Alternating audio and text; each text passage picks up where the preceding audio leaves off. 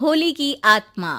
बचपन से शहर में रहने वाला मनोज इस साल होली की छुट्टियों में अपने गांव दुर्गापुर वापस आता है, जहां उसे देख पूरा गांव खुशी से झूम उठता है।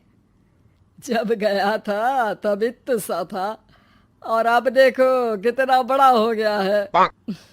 हाँ सरपंच जी, जब मैं गया था तब आप भी बहुत जवान थे और अब देखो कितने बूढ़े हो गए हैं आप। चला चलो बढ़िया है। बच्चा घर वापस आ गया। इसी खुशी में आज रात पार्टी होगी। क्या बात है, गांव में भी पार्टियां होने लगी। वैसे अगर पार्टी की बात है तो आज क्यों सीधा होली पार्टी करते हैं। होली पार्टी की बात सुन चहल पहल में अचानक सन्नाटा छा जाता है, जिसे देख मनोज को कुछ अजीब लगता है। लेकिन तभी सरपंच बात पलट देता है। अब बहुत देर हो गई, चलो सब अपने घर चलो, पार्टी के बारे में कल सोचेंगे। मनोज भी मम्मी पापा के साथ घर आ जाता है, पर होली पार्टी और उस पर पूरे गांव की खामोशी वाली बात अभी तक उसके जहन से निकलती नहीं। पापा, होली पार्टी की बात पर सब चुप क्यों हो गए थे? अरे होगी उनकी कोई अपनी बात। मुझे गांव की पंचायत ही थोड़ी पता है। थक गया हूँ, चलो सो जाते हैं, कल बात करते हैं। पापा की बात मानते हुए मनोज भी सोने चला जाता है। आज तो छुपा लिया, लेकिन हफ्ते बाद जब होली का दिन आएगा तब इसे कैसे रोकोगे? अगली सुबह सूरज के साथ ही मनोज भी गांव घूमने निकल जाता है, जिस पर रास्ते में उसे अपनी ही उम्र के कुछ लड़के भी मिलते हैं, जिनसे दोस्ती कर अब वो उनके साथ घूमने लगता है।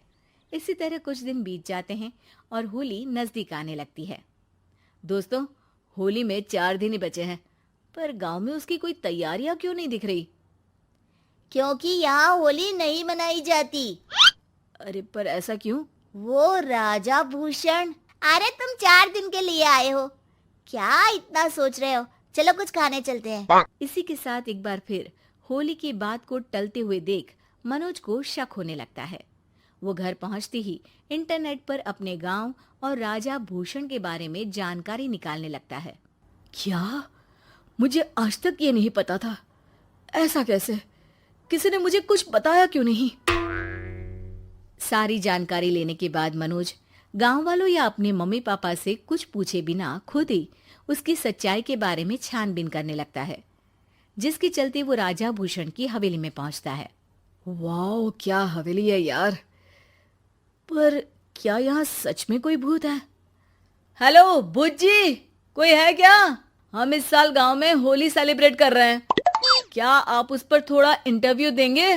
मनोज के ऐसा बोलते ही गांव में तूफान उठ जाता है और हवेली में रखी सारी चीजें हिलने लगती है। एक अदृश्य शक्ति मनोज को धक्का देकर हवेली से बाहर निकाल दरवाजा बंद कर लेती है। ये सब देख मनोज हैरान रह जाता है। क्या अभी मुझे हवा ने धक्का देकर बाहर निकाल दिया? मेरे होते हुए इस गांव में कभी होली नहीं मन सकती, इसलिए दोबारा ऐसी कोशिश भी मत करना, अंजाम बुरा होगा। आवाज सुन मनोज हैरानी से इधर उधर देखने लगता है, पर उसे कोई दिखाई नहीं देता। वो गांव वापस आ जाता है, जहां तूफान की वजह से सब कुछ तहस महस हो चुका होता है। आखिर ये तूफान आया कैसे?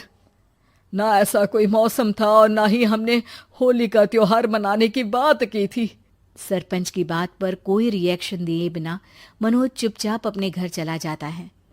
इस तरह देखते ही देखते होली का दिन भी आ जाता है और मनोज रंग लेकर गांव में निकल जाता है, लेकिन गांव पूरी तरह खाली होता है।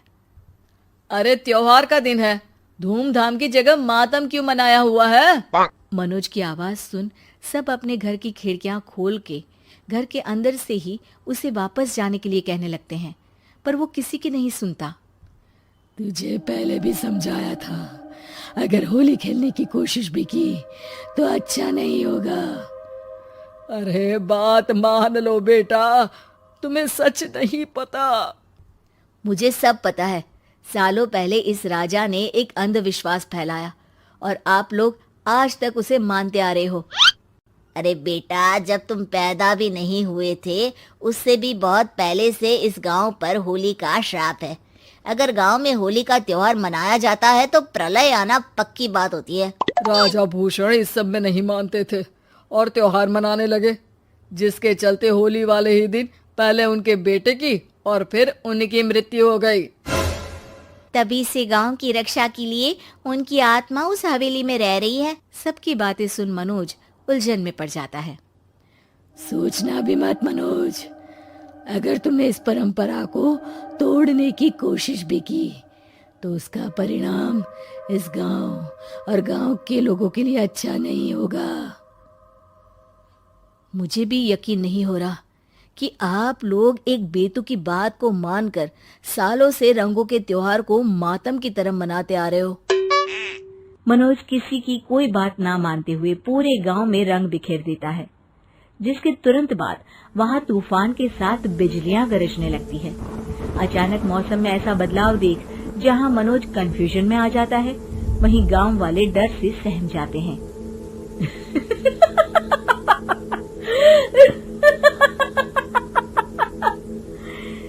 इस लड़के ने हमारे जैसे सिर्फ अपने स्वार्थ के लिए नहीं बल्कि पूरे गांव की खुशियों के लिए यहाँ होली मनाई है, जिस वजह से अब इस गांव पर होली का श्राप टूटता है।